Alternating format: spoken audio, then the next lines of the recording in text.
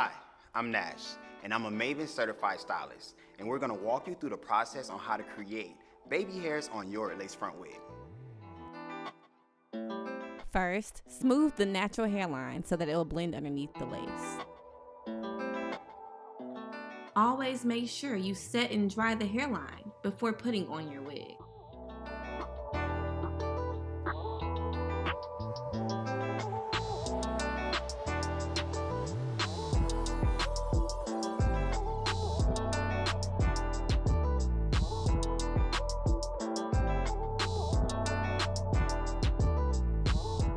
Next, trim the lace to match the shape of your natural hairline.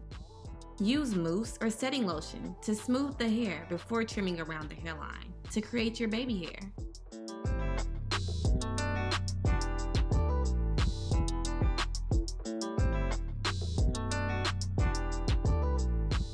That same product that comes in handy when laying down the baby hair for your desired look also helps to blend in the lace.